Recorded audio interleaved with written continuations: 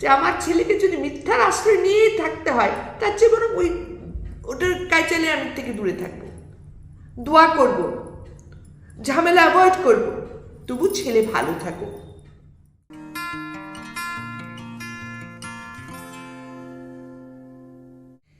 বউয়ের কারণে ছেলে যখন মিথ্যা কথা বলতে থাকে, একমাত্র সন্তান, তাও আবার, হ্যাঁ, তার মানে কি? তার মানে কিন্তু আগে বুঝতে হবে যে ছেলে চাচ্ছে সংসারটা টিকুক, ছেলে চাচ্ছে কাইচালটা যত কম হোক বেটার, ছেলে চাচ্ছে যে মাকে কোনো না কোনোভাবে একটা বুঝ দিয়ে রাখতে। অর্থাৎ ছেলে এক্ষেত্রে বউর পক্ষ অবলম্বন যদি আমরা বলি, ওভাবে যদি ধরি, হ্যাঁ, বউর হয়ে কথা বলছে, মার কাছে একটা মিথ্যা কথার আবরণ তুলে ধরছে, যেটা মা হয়ে ডেফিনেটলি কষ্ট পাওয়াটাই স্বাভাবিক। কিন্তু এর সাথে সাথে বুঝতে হবে একটা জিনিস, আমরা বেসিক্যালি মারা কি চাই? আমরা মারা কিন্তু চাই সবার আগে সন্তানের সুখ, তাই না? তো এখন ছেলে যদি মিথ্যা কথা বলছে, ছেলে কিন্তু ছোট নয়, সে কিন্তু ম্যারিড একটা পুরুষ, হ্যাঁ, এবং সে তার মাকে মিথ্যা কথা বলছে, বউয়ের কারণে শব্দটা আমি একমত হতে পারলাম না। বউ যত যাই বলুক না কেন, ছেলের ইচ্ছে থাকতে হবে। কিন্তু মিথ্যা কথাটা কখন বলতে পারে মানুষ? মিথ্যা কথাটা যখন একটা প্রাপ্তবয়স্ক মানুষ, হ্যাঁ, মিথ্যা বলছে, তখন সে জেনে বুঝেই কিন্তু বলছে। হ্যাঁ, এখন ছেলে জেনে বুঝেই বলছে সে মিথ্যা কথা। কারণ কি? কারণ সে আসলে তার ওয়াইফকে নিয়ে হ্যাপি থাকতে চায়।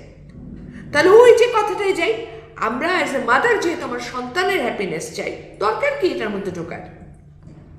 ওই ছেলে যেসব কথা মিথ্যা বলতে বাধ্য হচ্ছে, সেসব কারণগুলোকে অ্যাভয়েড করলেই হয়, প্রয়োজন নাই তো।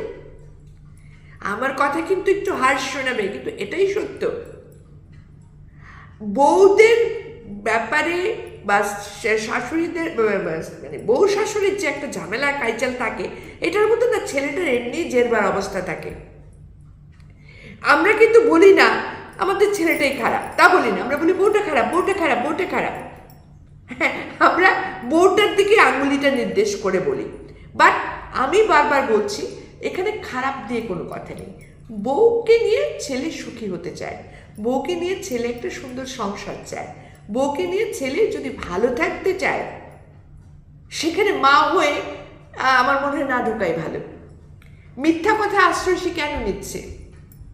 বউয়ের পক্ষে গিয়ে মিথ্যা কথা তো জেনে বুঝেই বলছে।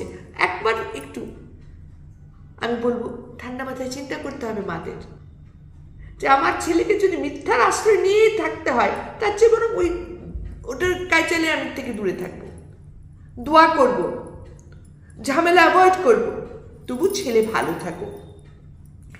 ছেলেটারও কিন্তু কষ্ট হচ্ছে মাকে মিথ্যে বলতে, আবার মিথ্যা না বললে নারদে নারদে যুদ্ধ শুরু হয়ে যাচ্ছে, সেটা তো আরো বড় ব্যাপার। ও তো কাউকে ছাড়তে পারবে না।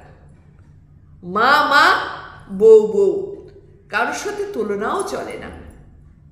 সেক্ষেত্রে আমি বলবো আমাদের মায়েদের উচিত, যেহেতু আমরা বড়, ওভারলুক করে, আমাদের হাজারো কাজ আছে সেগুলো থাকা।